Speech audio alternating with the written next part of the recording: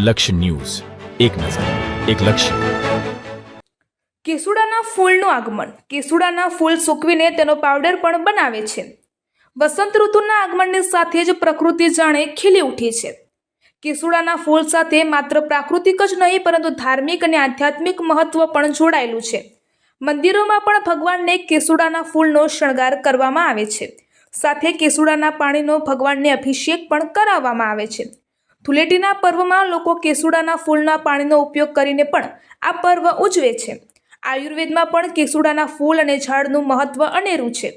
હાલ ફાગણ મહિનો ચાલી રહ્યો છે અને ધૂળેટીનો પર્વ નજીકમાં છે અને વસંત ઋતુના આગમનની સાથે જ પ્રકૃતિ જાણે ખીલી ઉઠી છે. પ્રકૃતિ પ્રેમીઓને આ સમય પ્રિય હોય છે. લગભગ તમામ વૃક્ષો પર પાન અને પછી ફૂલ આવતા જ પ્રકૃતિની શોભામાં ચાર ચાંદ લાગી જતા હોય છે. ફાગણ માસ પર્વ આવતા જ ખાખરના વૃક્ષ પર આવતા કેસુડાના ફૂલ સાથે માત્ર પ્રાકૃતિક જ નહીં પરંતુ ધાર્મિક અને આધ્યાત્મિક મહત્વ પણ જોડાયેલું છે. પલાસ તરીકે ઓળખાતા આ ખાખરનું આખું વૃક્ષ આગવું મહત્વ ધરાવે છે. આ વૃક્ષની છાલ, પાન, ફૂલ, ફળ, મૂળ આ તમામ વસ્તુનું વિશેષ મહત્વ રહેલું છે. ફાગણ પહેલા આ વૃક્ષ ઉપર આવતો કેસુડો વનવગડાની અને ગ્રામીણ વિસ્તારના માર્ગોની શોભા વધારતા રસ્તા પર પસાર થતા અનેક લોકો કેસુડો જોતા અને તેને મેળવવા થોભી જતા હોય છે. સુરેન્દ્રનગર જિલ્લાના મૂળી, થાન, ચોટીલા, પાટડી, ધાંગધ્રા, લીંબડી, લખતર જેવા ગામના રોડ પર કેસુડો જોવા મળી રહ્યો છે. આ કેસુડાના ઝાડ હાઈવે રોડ પર જોતા જ લોકોની નજર આ કેસુડાના ફૂલ તરફ આકર્ષિત થાય છે, જેને જોઈને જ આપણને હૈયે ઠંડક મળે છે. કેસુડાના ફૂલથી સ્નાન કરવાની તેમજ ફૂલથી આયુર્વેદિક ફાયદાઓ પણ છે. આ વૃક્ષનું મૂળ આંખોની તેજ વધારવામાં ઉપયોગી છે. છાલ તથા તેના પાન પણ અનેક ઉપયોગો આયુર્વેદમાં દર્શાવવામાં આવ્યા છે. તેમ આયુર્વેદિક ડોક્ટર કોમલબેને જણાવ્યું હતું. આપણે ત્યાં કેસરી ફૂલવાળા પલાશ વધુ માત્રામાં જોવા મળે છે. કેસુડો કફ પિત્તનાશક પ્રવૃત્તિ ધરાવતો હોવાથી હોળી આવતા પહેલા બદલાતી ઋતુમાં માંદગી સામે પણ રક્ષણ આપવા ઉપયોગી સાબિત થઈ શકે છે. કેસુડાના ફૂલ પાણીમાં ઉકાળી સ્નાન કરવાનું મહત્વ હોવાથી ધૂળેટીમાં કેસુડાના ફૂલને પાણીમાં પલાળી કલર બનાવી ધૂળેટી રમવામાં આવે છે. બજારના પાકા અને કેમિકલ યુક્ત કલરોનો ઉપયોગ કરવાથી લોકોને આંખ તેમજ ચામડીના રોગો થવાની શક્યતા છે, જ્યારે કેસુડાનો ઉપયોગ કરવાથી ઘણા ફાયદા છે, જે ગરમીમાં રાહત આપે છે તેમજ ચામડીને કે આંખને નુકસાન નથી કરતા. કેસુડો પાણીમાં પલાળીને તે પાણીનું સેવન કરવાથી કિડની સંબંધિત ફરિયાદોમાં રાહત થતી હોવાનું પણ કહેવામાં આવે છે. લોકો નાના બાળકોને પણ કેસુડાના પાણીથી સ્નાન પણ કરાવે છે તેમજ કેસુડાના ફૂલ સૂકવીને તેનો પાવડર પણ બનાવે છે. હોળી ધૂળેટીના પર્વ પર મંદિરોમાં ભગવાનને પણ કેસુડાના ફૂલનો શણગાર કરવામાં આવે છે. સાથે તે ફૂલના પાણીનો અભિષેક પણ ભગવાનને કરાવવામાં આવે છે.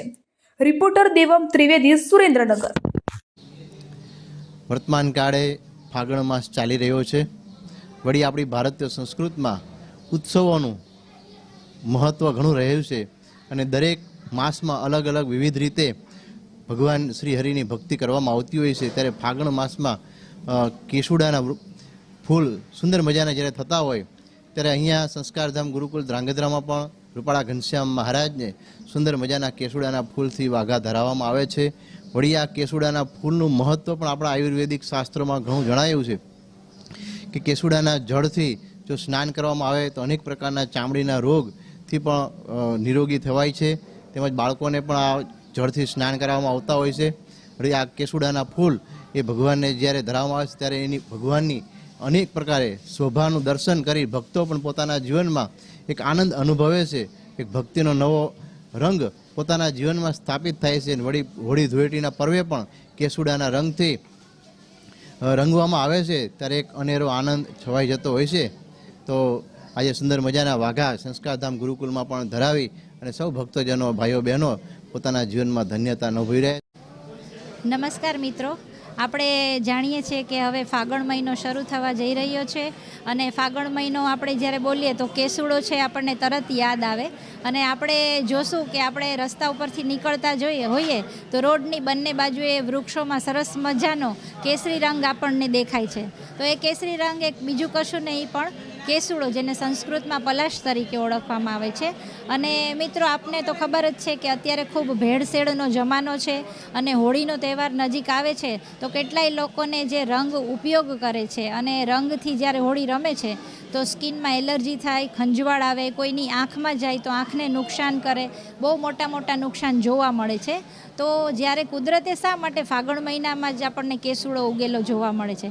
કારણ કે એ સમયે એને પણ ખબર છે કે લોકોના શરીરની અંદર જ્યારે તાપ વધેલો હોય, અગ્નિ તપ્ત હોય, શરીરમાં કોઈ પણ પ્રકારની બળતરા, દાહ કે તાવ આવતો હોય તો એવા સમયે કેસુડાના પાણીથી જો નાહવામાં આવે તો એને રાત્રે પલાળી દેવાનો હોય છે. એના કેસરી ફૂલને સૂકા અને લીલા બંનેનો ઉપયોગ કરી શકીએ છીએ. અને એ ફૂલવાળું જે ઠંડુ પાણી છે એ ઠંડા પાણીથી રાત્રે પલાળીને સવારે નાહવામાં આવે તો આવી કોઈ પણ પ્રકારની એલર્જી છે એ થતી નથી. અને આ કેસરી કલરના રંગથી જો આપણે હોળી રમીએ તો પણ કોઈ નુકસાન નથી થતું. તો અનુરોધ છે કે આવા કુદરતી જે રંગો છે એનો આપણે તહેવારોમાં ઉપયોગ કરીએ અને તહેવારની મજા છે એ પૂરી માણીએ. આભાર.